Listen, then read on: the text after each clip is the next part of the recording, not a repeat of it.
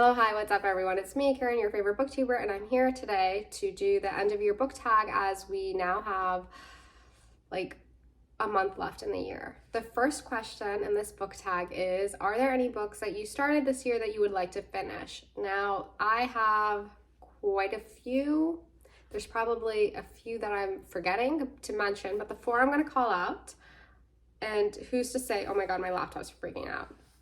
Well, okay, who's to say that I will even get to them, but we can be hopeful. We can move with a sense of hope and possibility.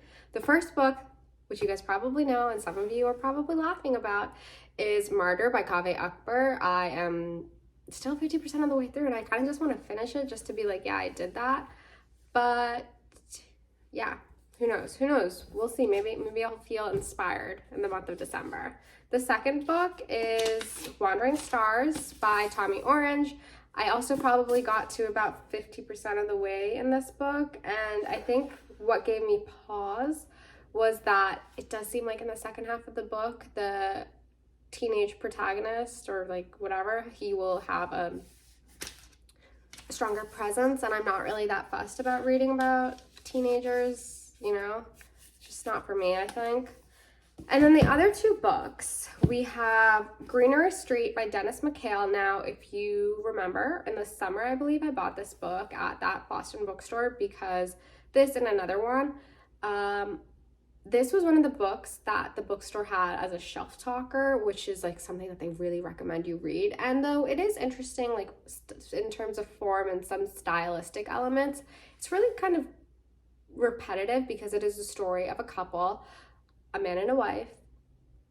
It's a story of a couple, a husband and wife, if you would, and they're living on Greenery Street, which is like the street in London where all these newlyweds live for a short amount of time, whatever.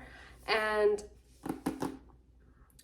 it's like going about their first year of marriage, living in this house, and the little like situations and the funny little incidences, that word sounded really weird there, that they experience. And it has like that sitcom quality to it.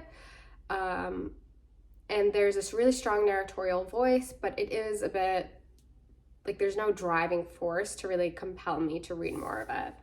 And then the other book is Middlemarch, which I got to about, like I got a decent amount of the way through, like, I mean, not really. Okay, 250 pages out of 785. Middlemarch is George Eliot's novel about the people of Middlemarch, but primarily looking at Dodo, who's young, naive, so sweet, and just heart of gold.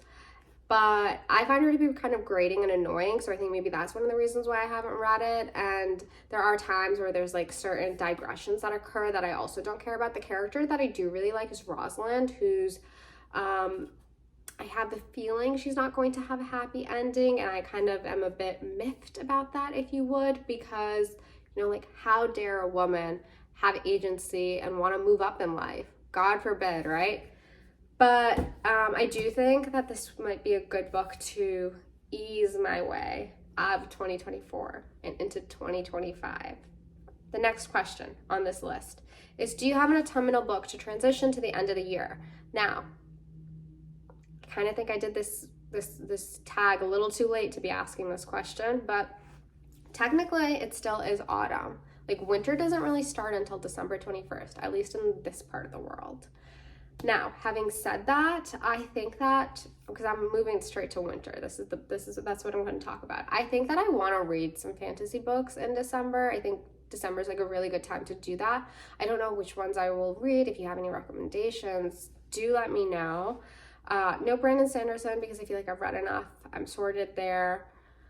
And I don't know, something like fun, something different, something unusual would be cool. And I do think that maybe I might reread Fourth Wing, etc., because a new one is coming out in January. So mark your calendars, guys. Okay, next question. Is there a new release you're still waiting for? No, I have no idea what new releases are coming out. I'm good. We can move on. What are 3 books that you want to read before the end of the year? Wow.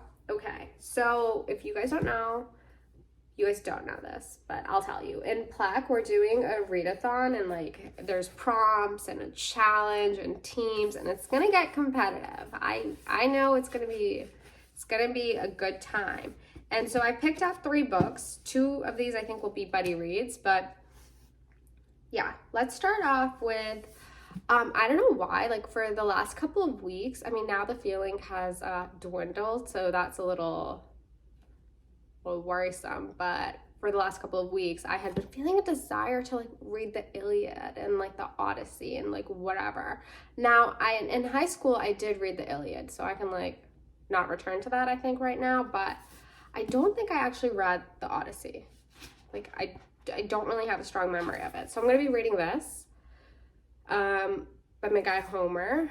Let's hope I manage. I don't know. And then the other book is Wolf Hall by Hilary Mantel. Now, I did start this, I want to say in 2022 or 2023. I only made it to about 134 pages.